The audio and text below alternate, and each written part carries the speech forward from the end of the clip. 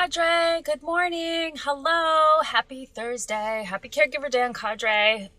Good morning. It is Shannon. Excuse me. It's Shannon here on Cadre on Caregiver Day. So for those of you who, oh my goodness, excuse me. I've actually been up for a couple hours. So I mean, I've already yelled at my children. So I don't know why my voice is doing that. Good morning. For those of you who I have not met yet, my name is Shannon. I am actually part of the Cadre team. So I work full-time at Cadre. I'm going to try to get my phone in a good spot here. And I am here. I talk on Caregiver Day.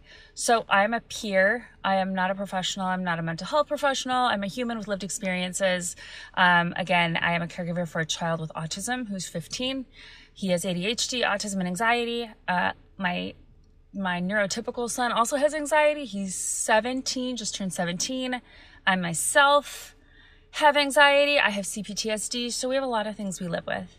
And excuse me, my live stream is called Things We Aren't Supposed to Talk About because my lived experience in the world is that we all go through stuff and we don't talk about it. And it makes our life really hard. And it sucks because really a lot of us are living with things and we don't say them. And then we're all walking around silently suffering.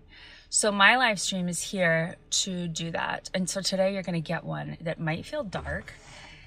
I don't think it's dark. I actually think it's real. I think to the title of my live stream, I think people just don't talk about it. And so it's holiday themed. And it is caregiver themed to the extent it's really connected to roles, the roles that we take on in the world and the expectations that come with that. And so good morning, Anila. Good morning, Jules. So great to see you both. Anila says, I'm reading a beautiful memoir about anxiety right now. Natasha Daniels, Out of My Shell. Love it. I will absolutely read it. Anxiety is such a weird thing. As I hit definitely middle age, I'm 48, almost 49. It's like rearing its head again. In fact, just a couple of days ago, I had my first legit hot flash in a meeting where my face just went full red immediately. And it was fascinating. So that's a topic for another day. But anxiety is very real. Okay. So today I'm going to talk about caregiving for others, and this is kind of like a mind bender, but it's what's been living in my head for the last few weeks as we hit the holiday season. So when we're caregivers of others, and when it comes particularly to the holidays, and I'm really thinking about the role of parents, but really any role where there's sort of an expectation for how you show up. And I'm going to speak to myself. So I was born in Iowa. I was raised there, and in a very traditional household. My family was non-denominational Christian, and it's a whole story. That's a whole other story. But the role of women was very much to be a wife and a mother, and to, you prepare the meal at the holiday time, and you're very dedicated to taking care of everyone else on that day. So what that means is that when you're in the kitchen on those days, this is, again, my lived experience, it wasn't pleasant.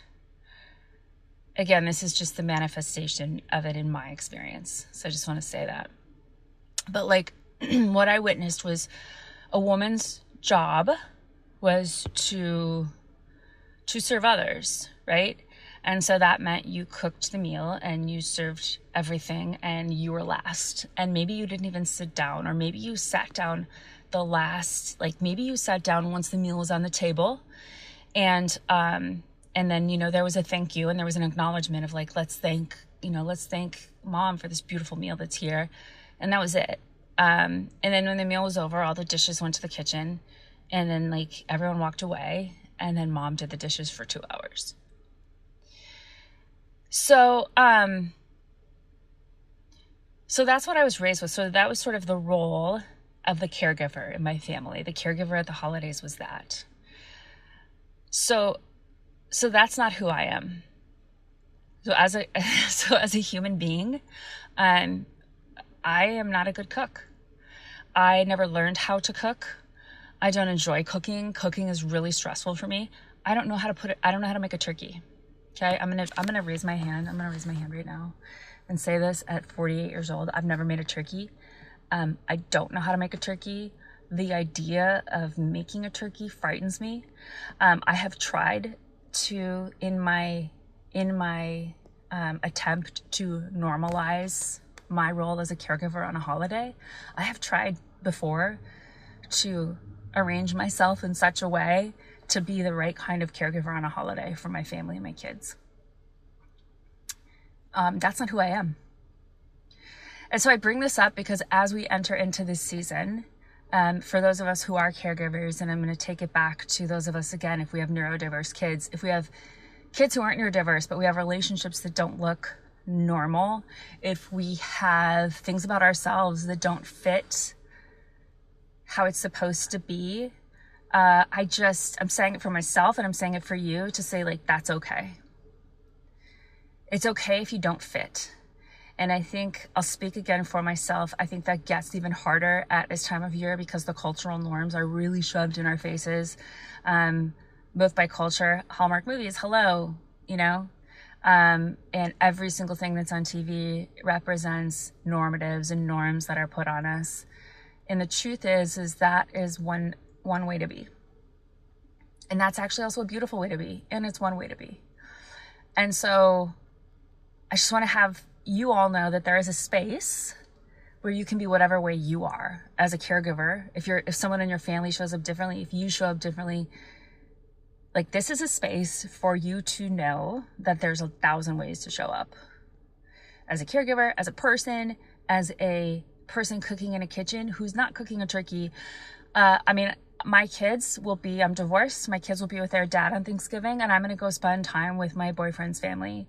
And in truth, I'm grateful for that because I don't have to then come up against the feelings I have around not being enough of a cook in the kitchen. Is there work for me to do there? Yes, there is. And I'm not going to kill myself, and I don't mean that literally, and I'm sorry, that's a horrible choice of words, but I'm not going to make myself feel bad, and I'm not going to let that take over my holidays. And I think I want you to know that this is a place where you can also be you. Cadre is that place. Okay, friends, 9:15, I'm late for a meeting. That's how I also roll, so that's great. I love seeing all of you here today. Jules, Anila, Jules said my parents, most of my family from Iowa. Jules, we have so much in common. I mean, we're Taylor Swift fans. We're going to wear those bracelets for our Dirty House collective. I love seeing you all here. Thank you for being here. You are the Cadre Sphere, and you guys are making this a place for all of us to be safe and loved. Stay tuned the rest of the day. We have amazing people coming up. And I just want you to know you're loved. You're awesome exactly how you are. And the way you're showing up in the world is exactly right. And you're doing a fantastic job being you. All right, we'll see you later today in the Cadre Sphere. Goodbye, friends. Have a great day. We'll see you soon.